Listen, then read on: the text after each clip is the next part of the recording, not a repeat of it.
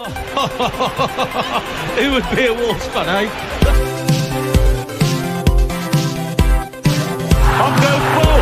People might yet win it here for Wolves. Flash in the shot. What a goal! Molineux in all its magnificence.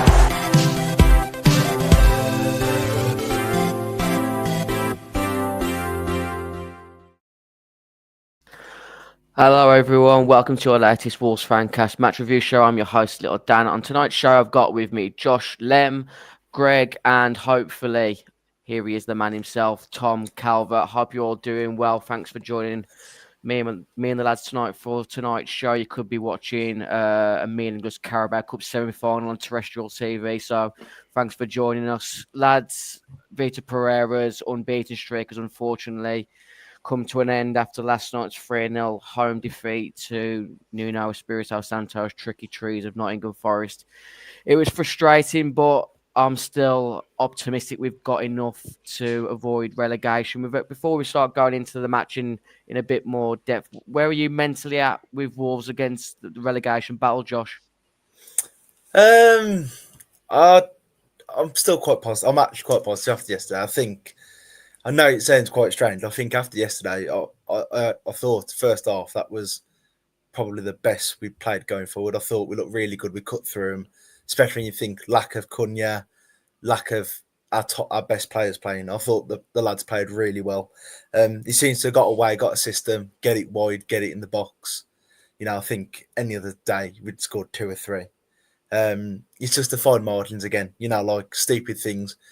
Obviously, we'll get on to the goals, but we make the stupid mistakes, and that's why we're down there struggling in the relegation, and Forest scored capitalising on our mistakes. You know what I mean? It's them fine margins that have killed us yesterday. Definitely. Where are you at the moment, Greg? With like sort of just optimistic, pessimistic. It is hard to settle on one feeling, isn't it, with the way that Wolves are being run at the moment? But Absolutely. your thoughts at the moment? Yeah, I think that's a good reflection, Dan. I think it is kind of up and down. I did feel last night going into the game there was some kind of inevitability about it. You kind of had a feeling that Wood was going to score, Gibbs White was going to score. That was certainly for me was kind of, and particularly as soon as they scored and they scored early, it really did reflect that. And I mentioned on one of the previous shows, I think January is going to be important for us, the transfer window and what we do. I think that's going to be a real key. New centre half is a great starting point. I think a lot of people would like another one on top of that, and I would agree with that. I think we need 2. And then I think yesterday, as you said, Josh, I think you kind of saw with the number of players we had out, I think it did affect, although we were good attacking, I do think it kind of affected our end product. And, in certain situations, I think it impacted. But as a general whole, I'm positive. I'll be on my way to Bristol on Saturday for an early kickoff, and hopefully we can see some of those kind of fringe players getting some more time. But yeah, I'm quietly positive. I think it's probably the way of looking at it at the moment. What's your feelings going into the game on Saturday, Tom? Based on the fact, if you looked at last night's bench, it was similar to the Bruno Lage era with a lot of academy players littered in it. There wasn't really many options off the bench. Obviously, Mario Lemina and Pablo Sarabia came on later on in the game, but you could tell that their lack of minutes was sort of the inevitability of their end product in the cameo they had last night. Yeah, I think last night's side it reminded me of an FA Cup side that you put out. You take out the 3 best players, you rest your 3 best players, you sprinkle a few B teamers in, and I think that's what really showed, unfortunately. So I think we're pretty much bare bones. I don't know if he's got too many options, really. I would say what did come off the bench last night was pretty shite. I don't think they offered anything. If anything, it was detrimental, if anything, and absolutely opposite of what the subs are there for. So it depends how strong you want to go for the cup, really. I'm always up for a cup run, but I don't know, not to the detriment of the league. So I don't know. It depends how he wants to go with it, really. But at the back, we haven't got any options, have we? I think hopefully we'll see the new guy in there and bed him in a little bit. Other than that, yeah, I think you've got to go with your fit players, really. Yeah, you guys have mentioned it there. Emmanuel Agbadou is due to pretty much sign, waiting for the announcement in the next sort of 24 hours by the club. The medical was complete, waiting for his visa, international clearance, and the club are hopeful that he'll feature in the game against Bristol City on Saturday at 12 p.m. I don't ever want Wolves going into a game where you want to sort of write off the fixture, and there'll be a lot of, a few thousands going down to Bristol on Saturday that won't be happy if he puts out a really weak team. But like you said, Tom, the league is so important for the future of this club, keeping the players that we want to keep, keeping people in jobs. If, you know, we got relegated, people would lose their jobs. It's so integral that we stay up this season. A cup run might be beneficial to the playing staff's ongoing confidence at the building. So I feel like there is sort of a momentum that was growing after the Man United game. I think last night's defeat was obviously a blow, and the unbeaten streak that we're on's gone now. But I still think there's a lot of optimism, obviously, with the addition of Agbadou and hopefully a few more this January transfer window. I still think there's definitely going to be 3 teams that are worse than us come game week 38. But the running fixture that we've got coming up, you hope that we can get some points against the odds and hopefully build from there. But I know, Josh, when it came to sort of what time was it? Quarter to 7 last night. In the WhatsApp group and on Twitter, you were a bit befuddled with Perplexed. perplexed word, yeah, when that team lineup came out. And Sky Sports, they couldn't even work out what the formation setup was yesterday. Looking back on it now, and the subs that he had, would you have made anything changes different?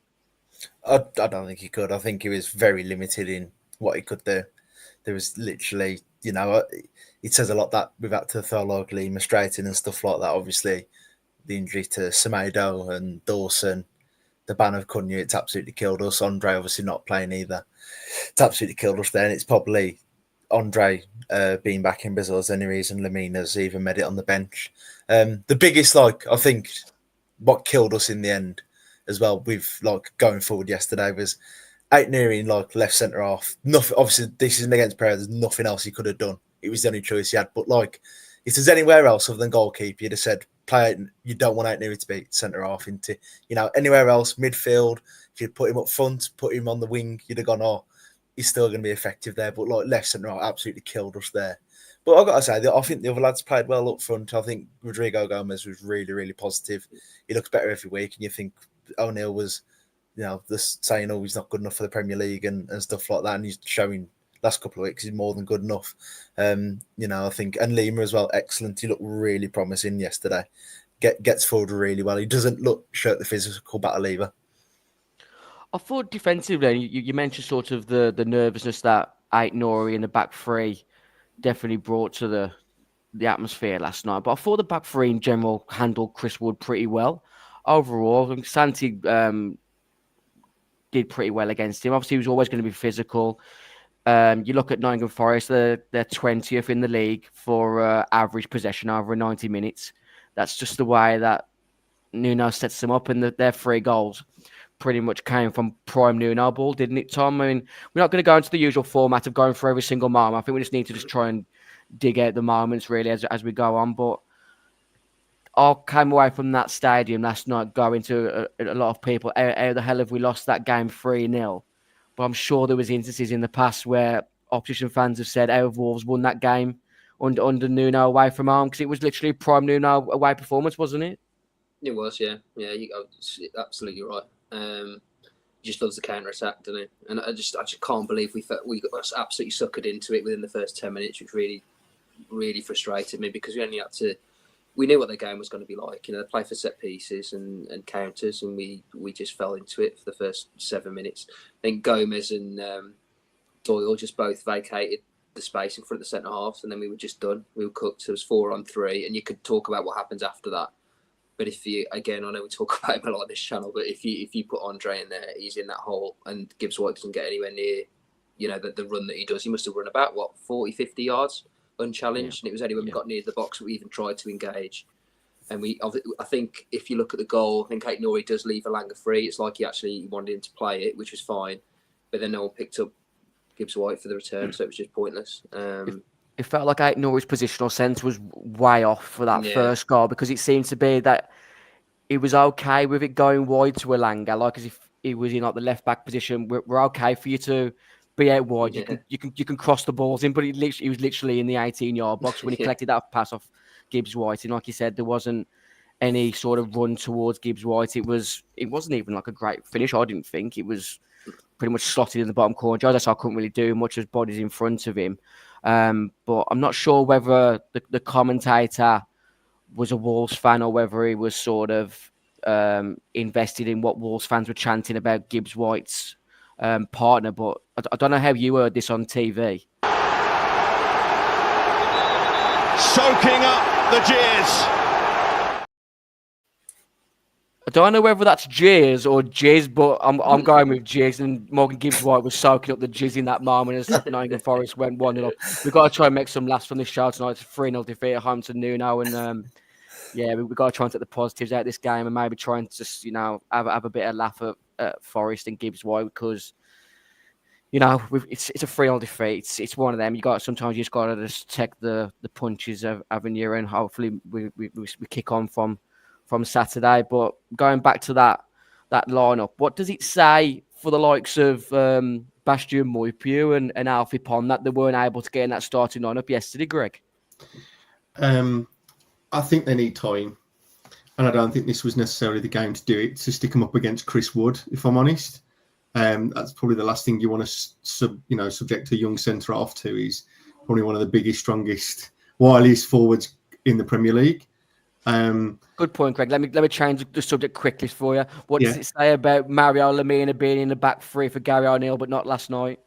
I think it shows that Gary O'Neill was wrong.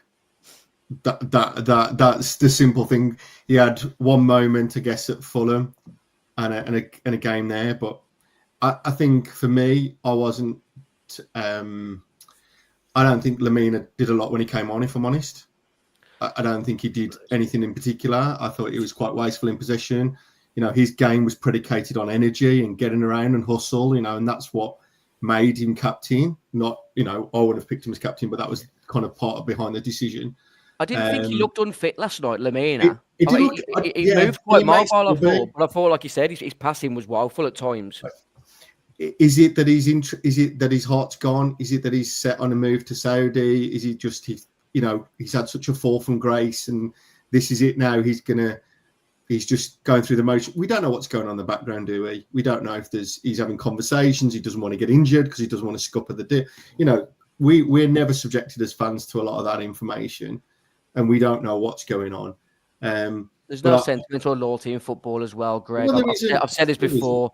If they want to offer me $3,000 a week to be a ball boy, book me on the next flight. Exactly. And Lemina's probably getting he's on probably estimated $60,000 a week at Wolves. If he's earning that or even double in Saudi for the next 2 years, this is it. Footballers' careers are short, and I think I said it weeks ago. I thought Lemina would go. January, with him losing the captaincy, I think it must be an embarrassment for him walking in that dressing room every day and not having the respect of the players. And the manager's obviously got his ways. And we've all said it for months now. Andre and João Gomes is your two-man midfield. So where does Lemina fit in? It doesn't, and not on those wages. And I think going back to Tom's point with the subs, I think Sarabia was a similar kind of performance, similar kind of position that we're in.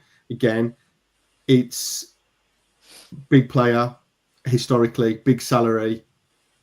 I think Guedes takes the right-hand slot. I'll come back to Hwang at some other point because that's a completely different conversation.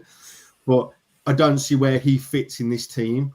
I think he wants to play in and behind a striker. We're not going to play like that, I don't think. I don't think that's going to be the formation. We kind of see this three, and I just don't see him slotting into that. So I think this was what we had to work with.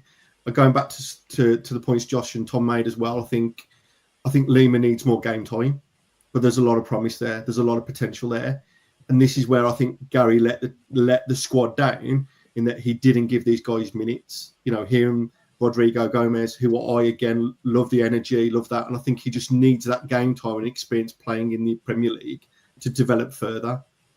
And that if that's going to be our model, you know, and we've talked a lot about these kind of young players, early 20s, building them, developing them, moving forward, then we're going to have to give them game time. They're not, you know, we're not pulling out 50, 60 million pound players that are ready to go, you know, with lots of experience. So we're going to have to, you know, kind of introduce them into the team, give them some minutes now and again. We didn't really do that with Rodrigo Gomez. We didn't do that with Lima. But I think if we can give them time, Saturday's a perfect example of games they should both be in, then we can move that. And I think that for me, that's where my positivity is that there are seeds there, but I think we're going to have to, again, going back to what I said, we're going to have to be cute in January through this month in terms of transfers and kind of bolstering where we need to. Yeah, and definitely. then these players develop. It's all about sensible signings this January transfer window to me, similar to that Lopetegui era when he brought in Dawson, Lamina. Obviously, João Gomez came with a lot of pedigree at the time. There were shrewd signings of these projects, buy low, sell high transfers that they need to be put on the back burner for the next two transfer windows for me. Over the sort of 90 minutes, Josh, how frustrated was you with Matt Sells, their goalkeeper, last night? The chances actually unreal. Greg mentioned just like Lima and Guedes. We were actually playing to Strand Larsen's strengths last night. Get in the box early. You've got to stop letting these defences have a chance to set. You keep getting all the way to the 18-yard box and then putting a cross in. These lumps will just get their heads on it 9 times out of 10. Every time. In the boxes, you know, you get either side of the centre half, getting snapshots away. But the first one came not long after Forest equalised. Swang intercepted one of their passes, cut back in on his right foot, and the chance fell to Strand Larsen and that Brazilian defender Murillo on the line. I mean, I sit in the safe bank. I couldn't get my head around how they kept a clean sheet in that first half, Josh. I know, it was unbelievable. I think, like, it's just so many chances, and a couple of them, like that one there. I think, in fairness, like, it looks worse on the replay. I think Larsen's just stuck his leg in, and Murillo's there, isn't he? But, you know, it's just one of them things. It's just so frustrating because you thought, okay, we've had a crap start, gone 1-0 down, but you think if we get back in the game, we've got a chance here. Like, we was putting them under the caution.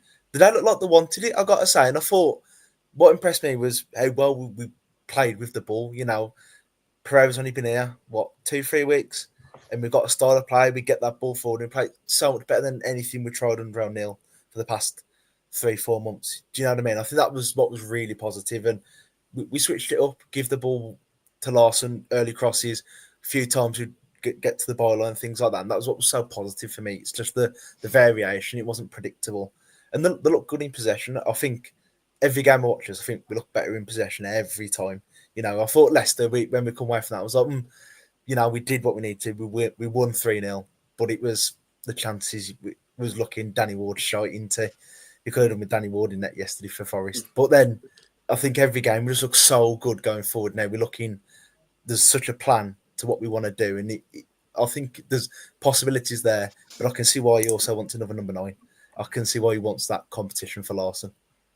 Yeah, I slated him a few weeks back on the show, Larsen, which was probably unjustified at the time. But like the likes of Steve Buller said in the past, he's still regularly getting in the right positions, isn't he, Tom? And Matt Sells made numerous saves in that 90 minutes yesterday, and they were all pretty solid saves. Whereas then you look at the golden shine that Chris Wood's carrying at the moment. He shins one in to make it 2-0 just before half time, and that's the fine margins that are going against us with Larsen at the moment, Tom. Yeah, absolutely. Just really felt we didn't have the rub of the green. I know it's, you know, you can sometimes think that's like gold tinted glasses, what have you, but I really just think that just really fine margins. Like the one just hit Sells. He didn't know absolutely nothing about it. I don't think Larsen's done much wrong. He's got his head on it, and it's not like, I don't think he had a great game, and I do think he should have scored at least one goal. I will say that, but he's not like he's blazed it over, hit it wide. Yeah. He's done it. He's done the basics of getting it on target. And the Murillo one, I think that's the one he should have scored. I think the header he had, isn't it unreal cross right by Rodri? He's got above like two big brutes, and he's laced it at the goal. It's just hit cells. It's just a bit of bad luck. Unfortunately, if that's half a yard either side of him or a little bit lower, that's a goal. And then we're right back in it. I just felt that I can't believe it came out that second half 2-0 down. It just seemed like a robbery to me. We definitely deserve to lose. I'm not saying we deserve to be ahead, but I don't think we deserve to be losing. Yeah, I was close to devastated at half time that we went into that half time losing 2-0. Because you look at that chance there for Larson, header middle of the goal, 6-yard box. Sells made another great save with Rodrigo Gomez volley in front of the North Bank moments before that. You can't really ask much more of Larson apart from he just needs that bit of luck, doesn't he? Greg, going into these next few games, we're on the back of the January transfer window. Vitor Pereira just bringing a number 9 that he's going to put him under pressure. There's a few people in the comments talking about when's Sasa Kalajic going to be back. Maximus writing also in the comments saying, not going to lie, a little part of me wouldn't mind seeing a front two of Larson and Sasa, which is two big lads. And if you can get Guedes and Rodrigo Gomez bombing balls in the box, you'd like to think that those two would feast on that level of crossing. But your thoughts on Strand Larson this season and yesterday, Greg? I think he's had a decent season. I certainly don't think he's one of our big problems. I think there's more priorities in terms of addressing that. I think he works hard.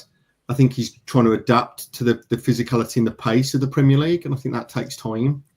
And I think again you can see he's committed. He wants to run. He wants to run the channels. I think there's a couple of times. He does hold the ball up well, but there's a couple of times his touch does let him down. I think he just needs to get a bit tighter on that. Having another option is always a good thing. I don't think Guedes was that option. I think there's a few times Larson's come off and Guedes has come on. I know he offers something different in terms of pace and that. But in terms of the style of play, where I think he wants to have two number 10s playing off a 9, of which Cunha's one, I know, slightly wider. They're a lot more closer in than they were under O'Neill. So I think he's okay. I think there's a few things he can work on. And listen, it'd be great to get that, but I don't think that's our priority at the moment. And I'd certainly looking to invest in other areas before we push on to that. In terms of the comment around Larson Sasa, I think that'd be hilarious for kind of like the last 5 minutes. And you wanted to go a bit Stoke, a bit of grenade ball in there, and you've got a 6'7" and a 6'4" striker. That would be. I think we need someone to be able to take long throws. I don't know if we can tempt Dilap out of retirement or something, so we can throw him in, launch him in at that point. It's a wild card option, isn't it? But I think that for me, yeah.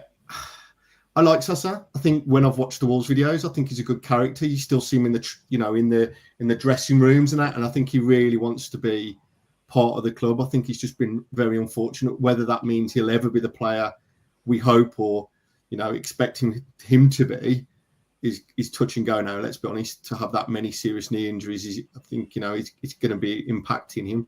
Yeah. But yeah, I think it's going to be one of those that will. If he comes off, it comes off. But I think we've got to kind of like expect the worst, and then if anything comes beyond that, that's going to be a bonus for us.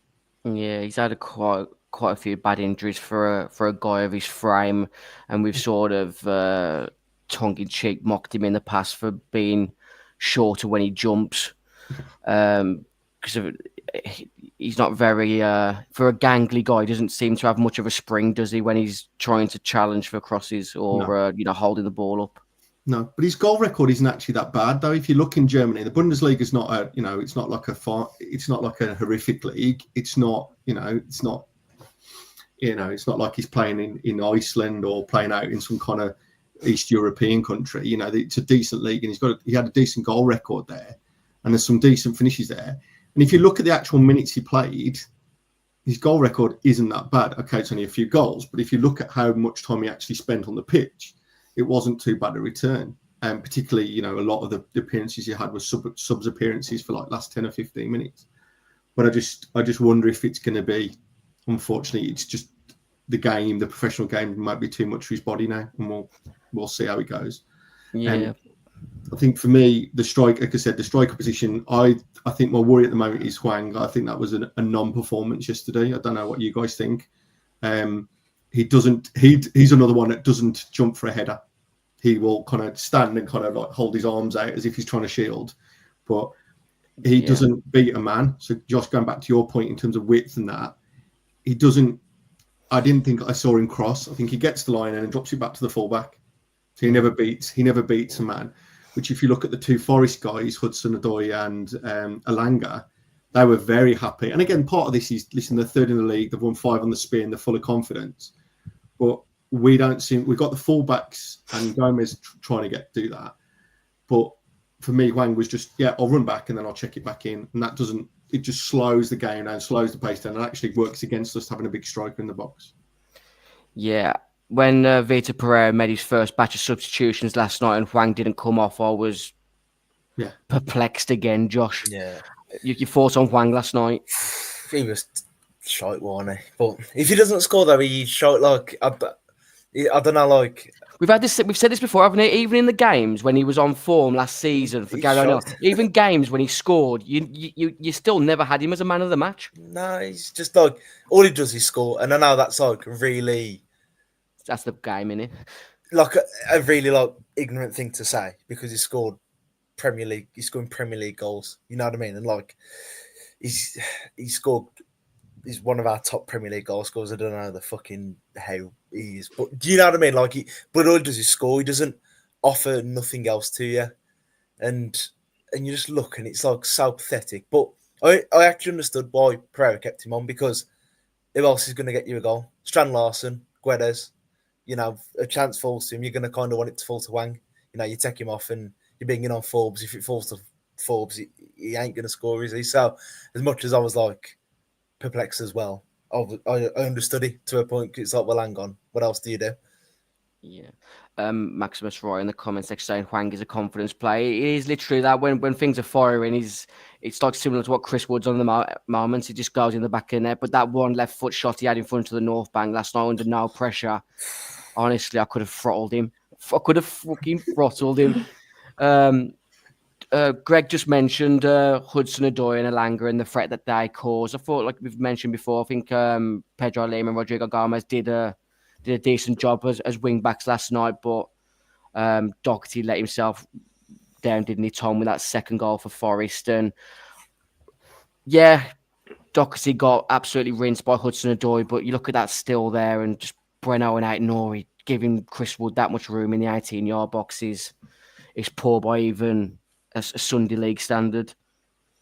It's just, Vitor mentioned it, it's just errors, just stupid errors. Like, they didn't have to work for that goal. We like huffed and puffed all half, created really good chances with some really nice moves, and they just locked one ball over the top.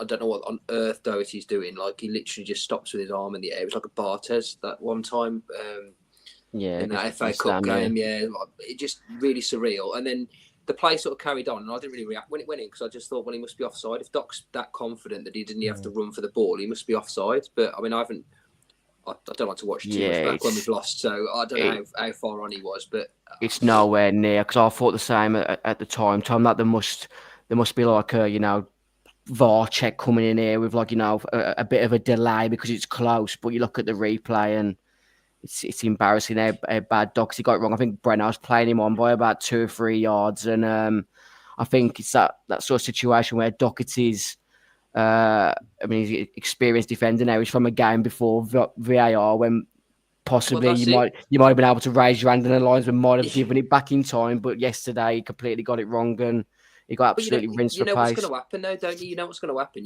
The ref's going to play on until the ball goes out of play. Unless it's about literally like 10 yards offside these days, they're going to play on. So just play on and let them make the decision. Why are you trying to fool someone when it's really electronic? It made no sense. And then when he did sort of square him up, he showed him just inside anyway. And it is a real shame because he's had 3, really good games, and and then you go back last night like, oh shit, okay, we definitely need another centre half then, because you can't be relied on for the season. That's one of the positives from yesterday, Tom, is the fact that 3-0 defeat is hopefully another wake up call to Forest, and that they've got to bring in players this month, or we are literally going to be fighting a massive uphill battle. Because like you said, Doherty played really well. The last 3 games, I thought he was really good at Leicester. He was really solid against Man United, done extremely well at Tottenham. And I was tough for him to get the captaincy yesterday, because when obviously Semedo was out, Cunha was out, Lamina was on the bench. I was a bit unsure who was getting the captaincy because I think Tommy Doyle was possibly vice captain at some point in the summer. I think he wore the captain's armband in one of the pre-season games. So I was quite chuffed for Doherty. We said it before. He's probably one of the best pound-for-pound buyers that we've had in the history of the club. So, unfortunate that his lack of judgment with Hudson-Odoi was probably the thing that killed us going into that second half 2-0 down. Because I think the momentum that we had in that first half, we said earlier on in the show that it was just perplexing that they managed to keep a clean sheet. But a couple of comments in the comment section. Josh, that we were linked to Wilfried Zaha in the summer, and we're constantly being linked to Hakim Ziyech. Is that the sort of player do you think we need, Josh? Greg mentioned it earlier, I thought it was actually quite a good point. You look at like Elanga and Hudson-Odoi, and I said it on X after the game yesterday. I'm fed up of like our teams being so piss poor. There's no strength. You know what I mean? Like they get knocked off the ball easy and then they go down. I mean, Guedes did it in the first half. He got knocked off the ball or he had fell or something like that. And then we had the ball and he stays there and you're like, God. And you look at Hudson-Odoi and Elanga and the physical players. They're just wingers who want to get at defences and they want to run at full-backs. And I feel like that's the sort of thing we need. Whether it's Zaha, he's that. I mean, he's on tier. I think he's on tier bigger wage. Ziyech as well. Again, I don't think he's that sort of player. But, you know, you look at our wingers and like Hwang, he's got no physical strength. Anyone comes near him, he's going to give that ball away. At least Elanga and Hudson-Odoi, a bit of a fight there. Do you know what I mean? It's like, I feel like we need that sort of player. Someone who's got a bit more about him going forward. I mean, Cunha is quite strong. But after that, there's no one else. Forbes is built like nothing. You know, I think we need a bit more strength in the team. And now, in the summer, that's something we address. Those sort of players who are happy for that physical battle. Yeah, we've lacked athletic players for quite a while. I think like you wouldn't even sort of on paper think Diogo Jota's like a proper brute, but the way he could sort of bounce off challenges was a skill in itself. And then you talked about Forbes there for a moment. I want to sort of back the lad, but he's not giving me anything to suggest that he's going to be a good signing in the long term. And based on the last sort of cameo appearances and the fact that he, as an out-and-out winger, has clearly got a bit of pace to him. He's got no desire to try and run at the fullback. There was a couple of times again last night that he ended up turning back to the fullback. And I said, not then, the last couple of cameos that he's put in, I don't know if he's even justified being given a chance at Bristol City on Saturday. He looked really poor. It's one of them where you look at him, okay, and like, okay, we signed this guy. What has someone seen in him here? Because, like Josh said, the one thing he looked like a kid on the pitch. He looked tiny. Yeah. So he's like, probably think he's a bit like a Traore type, where he's got a bit of pace and a bit of dribble, but he ain't got any sort of physical attributes for that. No power, and he seems clumsy. It's a bit bizarre, really. I mean, it sounds really harsh because he hasn't played many games, but we have seen of him's pretty. Again, it's one of them where I don't know if Hobbs has dropped another bollock, and for them to claim it was a Neto replacement, it's a bit embarrassing, to be honest, because I disagree with Neil on a lot of things, but I think he might have got that one right. If Forbes was your Neto replacement, something's gone seriously wrong there because he doesn't look ready at all. So small, isn't he, as well? He's got an Aaron Lennon vibe about him, where he's just constantly. Yeah. He looks like he's quick and he's going somewhere, but he's barely moving. He looks nothing, jittery. He looks nervous. He ain't doing nothing. But then you hear the comments what Jordan Henderson came out with a few months back that Ajax pretty much. I'm not sure where they've gone in the league. They might have changed it since this comment, but Ajax were faltering at one moment, and Jordan Henderson says one of the key things for that faltering was the lack of Carlos Forbes in the team. So something's not adding up here. But Dutch league, though, isn't it? It is, but you still think that he's got to have something clearly good about him for Jordan Henderson to come out with that sort of comment. Because obviously Mohamed Kudus was a big player for Ajax, and that was the sort of player I was hoping he was going to turn into being. But another player similar to Wang last night that just didn't look assured in anything that they were doing when they were on the ball. But let's talk about another player that I don't tend to like digging out players for having a bad performance. But over the 90 minutes yesterday, Greg, I thought Tommy Doyle was probably his worst performance in the Wolves shirt last night. Yeah, I'd say that's a fair assessment. I think part of it is, as we've all talked about, Forest are a physical outfit. You know, they're competitive. They've got strong midfielders that will come back and compete. And I think I think Doyle struggled with that. I think also it wasn't that right type of game. I think we actually needed Andre in that game. I think that's what that showed, was how important he was for that game, and the fact he was missing. Tom, you talked about for the first goal. I absolutely agree. I don't think Gibbs White gets that much space if Andre's playing, and I think it was just the wrong game for Tommy Doyle. I still think there's a player there, but you're absolutely right to call it out, Danny. And it's reflected by the fact he got subbed off. I still think Kwang should have gone first, and I'm going to stick to that. But I think it just didn't work for him last night.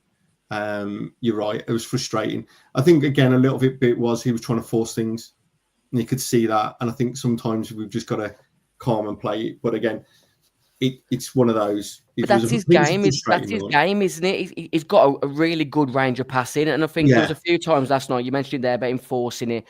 There was one pass he tried to play. I think he was sort of a curve ball over the top to the left. I think he might have been to play Wangin or maybe Rodrigo Gomez, and got nowhere near completing the pass. And I think the longer the game got on, he started to go back into his shell a bit, and I think he started going backwards a bit more. And you mentioned about Forest being a physical side. Yeah. And you look at the players that they've got, Milenkovic and Murillo, and I think Elliot Anderson's I think is an underrated centre midfielder. But there was a couple of times when Morgan Gibbs-White bounced him away. And headers, all sorts, And that's what I'm kind of on about. You look at Gibbs-White, he's up there winning headers. We never saw that as that type of player, but he definitely was doing it. And I think that was it. And I think for me, one of the things I spotted with Doyle is that he kept seeming to drop further and further back. So to start with, you kind of got Bueno that was bringing the ball out from defence. So he'd take the ball off and he would bring it, and then we'd go from there. It kind of keeps dropping. It's like, I want to play, and it keeps dropping in. So you end up with an even more defensive team rather than having another midfielder. And then you've got kind of Gomez is on his own at that point. So I think he's got to look at that, keep his discipline and move forward. But I think it was just a bad day at the office for him. We all still, I'm confident there's still a player there, but I think it was just kind of moving that forward. And I think they got bullied physically. Not so much Gomez, but Doyle in particular got bullied in the first half by Forest physically. Yeah, they picked up a few bookings off the back of that, but you could see it. And I think for me he lost the momentum, lost what he was doing, and he just, like you said, seemed to retreat and retract. He looks a lot better off the bench. I can't think of any games he started where he's played well, if I'm being truthful. But when he comes off the bench, he seems to have quite a significant impact. I don't know if he seems quite a bright player. I don't know if he can see the game from the sidelines, and then he knows what he's got to do when he comes on the pitch potentially, or the spaces open up a little bit more towards the end of the game so he can find his passes. The pace and the sting's probably gone out of the game by that point. He's probably able to have like an extra half a second on the ball to find his passing. Like I just said, he's definitely got a great range of passing, and I'm saying something really harsh or scandalous, and I hope Jack Price isn't watching, but I think he's an expensive Jack Price. I think he's got a good range of passing, but I think this sort of level and pace is probably a bit too much for him in the Premier League. Whereas I think the top half of the Championship in that last season under Kenny Jackett with Jack Price, I think there was some games where Jack Price got overrun, and I think over a 90-minute game, I'm not sure whether Tommy Doyle's a Premier League midfielder. Then I don't think he's definitely a Premier League midfielder in a 2. I think he might be more useful as sort of sitting and the one who's sort of similar to Neves, who can do your interceptions and then find your pass, and then it's up to sort of like your João Gomez and Andre to do a bit more of the donkey work. I thought João Gomez was one of the players yesterday, along with maybe Strand Larsen, who probably could come out with the red old high after that 90 minutes. I thought he put himself about well again, didn't he, Josh? He's excellent. He's absolutely excellent. As much as I think he's as big a star as Cunha, and he just doesn't get the recognition. I think with the Doyle talk yesterday, it felt like at times Gomez is the only one that it was like one-man midfield. It basically felt like at times. He's unbelievable, and I think it's a good job Cunha's having the season he is, because I think it takes the shine off Gomez a bit, but he's superb. And every game you watch him, he plays to such a high level. Whether that's because it's like a bit diamond in the rough with this Wolves team, but he's just he's excellent, and he gets everywhere, and he's starting to add extra to his game. I remember when he first come in, it felt like all he kind of did was win the ball back and then now pass it to someone else. Where now it's like, oh no, I am going to dribble a little bit there, or I tell you what, I am going to play that longer pass, and he's growing every week. And I think he's a true star, and he's incredible. You know, we're so lucky to have him, and if the longer we keep him, we're always going to be in games and things like that. If you keep players like that, because he's just fantastic.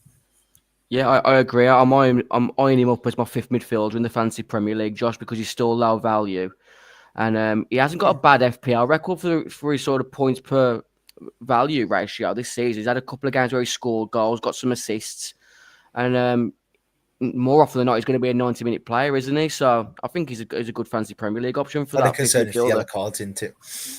That's the only concern. If you like from a fantasy point of view, like because he doesn't get that many goals or assists, it's like, well, hang on. If you get you play to the 90, but then he gets a yellow card, it's like, well, hang on.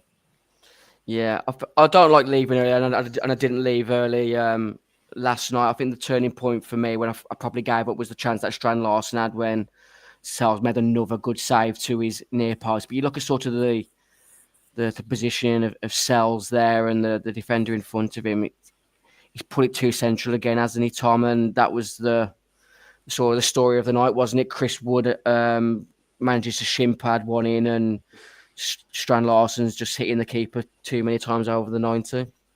Yeah, I didn't think it was an awful effort, to be fair, but I think it was deflected slightly as well, which made the save even better. I think it took a nick in front. But yeah, that was a point where I thought, well, that's just, it's just not your day at that point, to be honest. And he ain't a great, I didn't think he was a great keeper, to be honest. I've been trying to replace him for how long? And it just happened to have one of them games. It's mad, Tom. He's got the most clean sheets in the league this season. When he was like kicking long or kicking out of his hands, he just looked like a bang average keeper. But the saves that he made last night, maybe it was experience, maybe it was fortune, but he just found himself in the right place at the right time. And how Sky Sports gave Morgan Gibbs-White man of the match. So I know, like, there's a. I'm not even that bothered about Morgan Gibbs-White. And I said at the time, like, if you're going to be, calling his missus a slag and stuff like that, you've got to expect him to give it to the safe bank. And when he did, it's fair play. I would have probably done the same. To be fair, I thought about this earlier. I probably would have, myself, I probably would have pretended that, sorry for scoring against you, or, still respect, and I would have given one of them and then done that. I would have given it even more than what Gibbs-White did it. Because, like I said, you can't go around calling a player's misses a slag, whether there's any substance to it or not.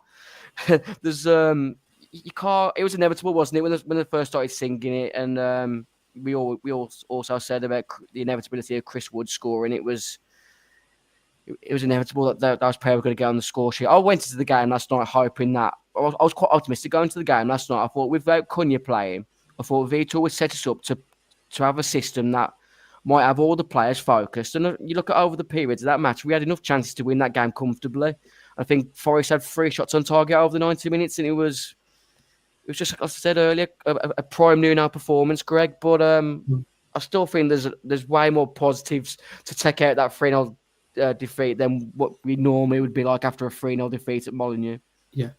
Yeah, absolutely. I mean, you look at some of the other games, you look at like the Bournemouth game with the penalties and all this.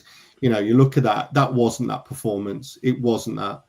I think what we saw, and I think we called it out at the start, was unfortunately there were too many changes. There were too many square pegs in round holes last night a little bit. Like we said, the Doherty, the temporary sticking plasters kind of started to peel off now. And I think that was the kind of thing. And listen, as well, they've won 5 on the spin. The confidence is high. Sometimes we've talked about the saves. When you're at the top, near the top, those kind of things, the keeper makes a save. When you're down at the bottom, it bounces off someone's arse and goes in, and it goes against you. So I felt a bit like that last night. One thing I did want to call out was the chanting by the Forest fans that they were going after the Scousers. I think that was quite entertaining. So that was quite entertaining. But I think they're getting a little ahead of themselves. But again, when they're winning, I think it's interesting if we've picked up injuries. If they'd have had 2 or 3 out, I think Milenkovic, if you look at him for 12 million, I think he was. Yeah. And we spent 10 million on Johnston, and you kind of think, well, I'd rather have spent the 2 and had Milenkovic and could have sacked Johnston off, I think. So, but they seem to, again, Nuno likes his small squads. They don't seem to be picking up injuries. I think if you take 3 or 4 of them out, they're a different side. But confidence is high, winning games, and like you say, it wasn't desperate. It's far from it. I think there was enough stuff there to be positive about. But again, it is a reminder to Jeff and that this isn't, all is not fixed, and we do need to get some work in. Yeah, definitely. I think we've slated him enough times, but he's still got many cards still left to play. Gary O'Neill on the things that he was shafted by, similar to Bruno Lage. I think you look at the summer recruitment, and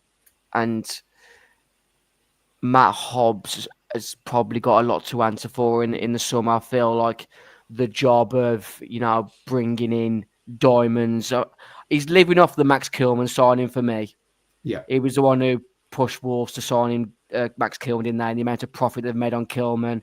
And you look at the players that they signed this summer and the comments that Gary O'Neill came out with in regards to Rodrigo Gomez, Pedro Lima and Carlos Forbes were all players that were not ready-made signings.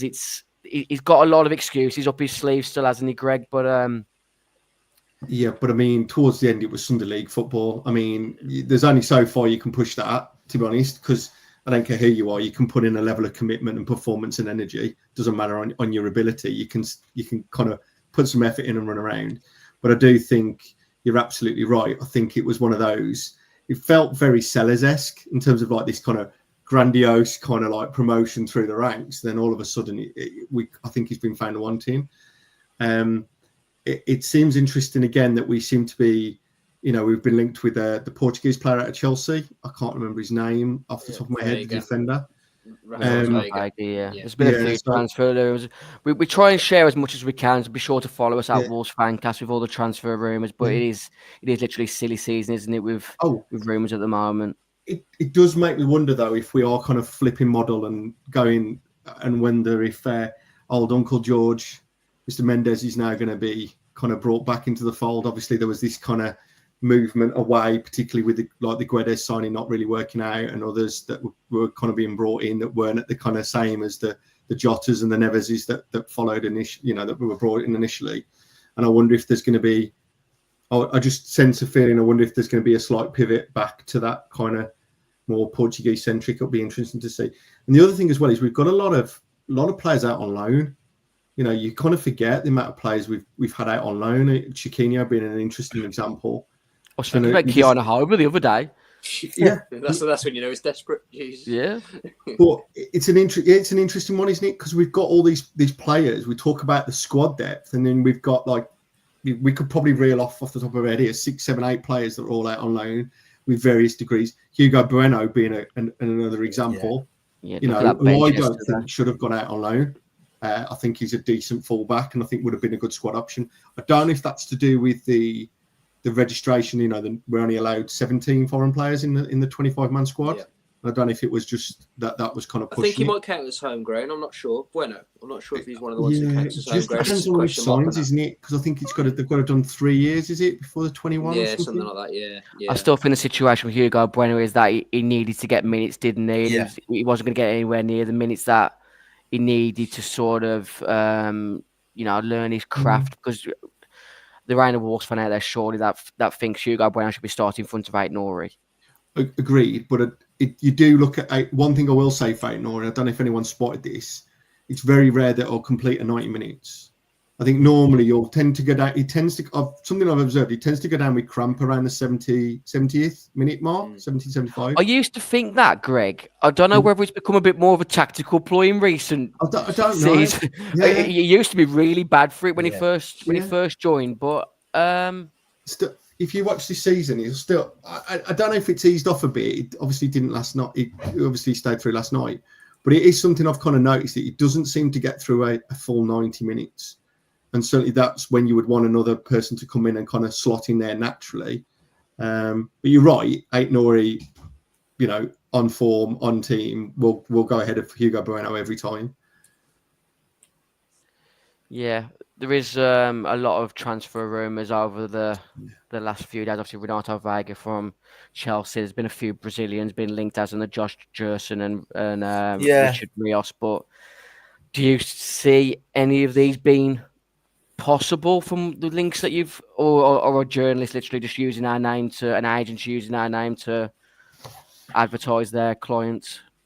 To be fair, I think a lot depends on the outgoings. I think if Lamina goes, I'd quite expect us to for that Jerson. I'd say that almost, because I mean they said a couple of days ago that was expecting us to make an offer within the coming days, and we've heard nothing since. But it sounded like he was kind of one of VPs, like that's one of the blokes that he really wants. I think the other thing as well, just going back to the team a little bit, is I think we've not got a lot of depth, but we've also got a lot of shit in the team, like 100%. Bellegarde. Yeah. Like, what is managers persisting with Bellegarde for? He is shit. You got, players that you could send out on loan, like Alfie Pond and stuff like that, Johnston.